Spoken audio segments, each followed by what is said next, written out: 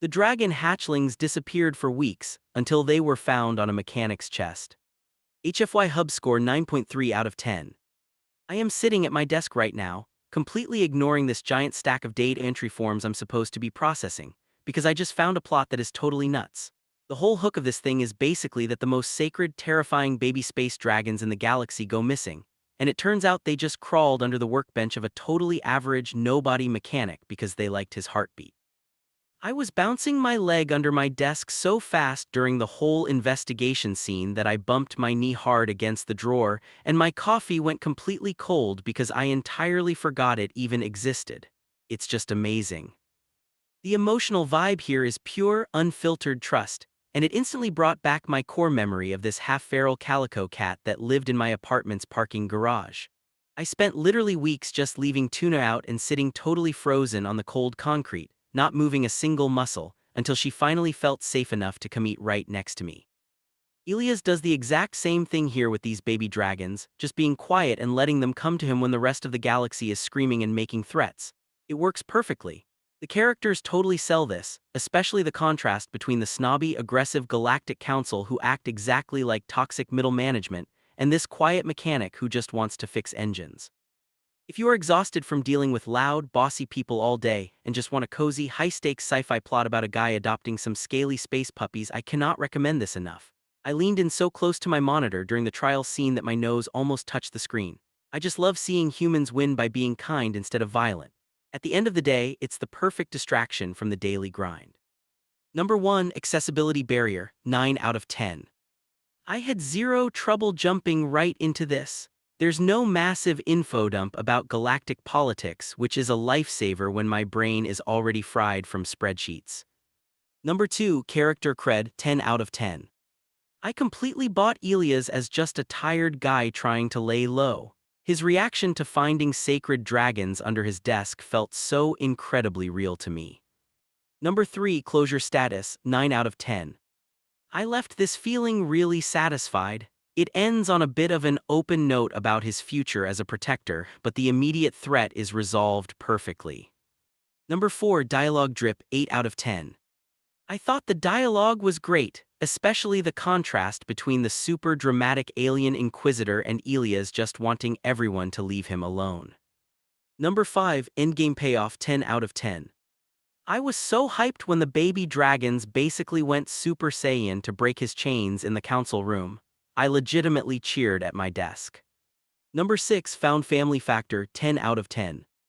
I am a massive sucker for a lonely underdog getting adopted by weird animals. The bond Elias forms with these little dragons is just the best. Number 7, HFY Video Length, 1530 min. I listened to this while doing my afternoon data entry block, and I felt it was the perfect length to totally distract me without eating up my whole day. Number 8, Logic Coagulation, 9 out of 10. I felt like the panic of the alien council made total sense. If you lose the most sacred creatures in the universe on a human colony, of course everyone is going to freak out. Number 9, Narrative Gut Punch, 9 out of 10. I genuinely gasped when the enforcers kicked his door in and dragged him into the street. I was so incredibly stressed for those little hatchlings. Number 10, Packing Pulse, 9 out of 10. I thought it balanced the cozy, quiet moments in the workshop perfectly with the rising tension of the military searching the town. Number 11, Possible Sequel, yes. I would honestly read a whole series about Elias just traveling the galaxy with his 2 growing dragons, fixing ships and solving problems. Number 12, POV Perspective, 9 out of 10. I really enjoyed following the perspective of a total nobody. It makes the massive galactic stakes feel so much heavier when the main guy is just a mechanic. Number 13, The Human Edge, 10 out of 10. I love that humanity's special trait here isn't weapons or endurance, but just having a warm, empathetic heart that attracts magical creatures. That's awesome to me.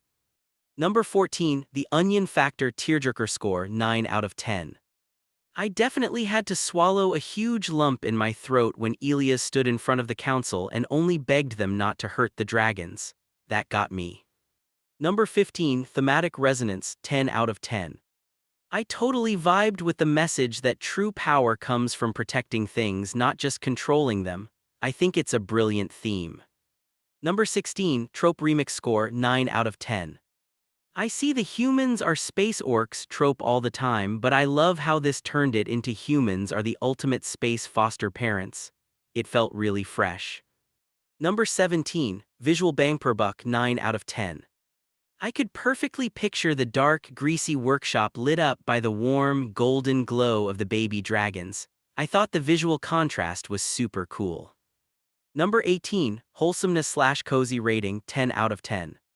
I honestly felt so warm inside reading about a baby dragon fixing a broken machine just by booping it with its glowing snout. Pure coziness. Number 19, World Building Vibe check 9 out of 10. I thought the dusty, paranoid frontier colony felt incredibly lived in. I totally bought into this universe and the crazy myths driving these aliens. Number 20, Xenobiology integration, 9 out of 10. I loved how the dragon's scales pulsed in time with Elia's heartbeat. It made their biological connection feel so real and earned. HFY Hub score 9.3 out of 10. Hope see you at the next HFY Hub video review.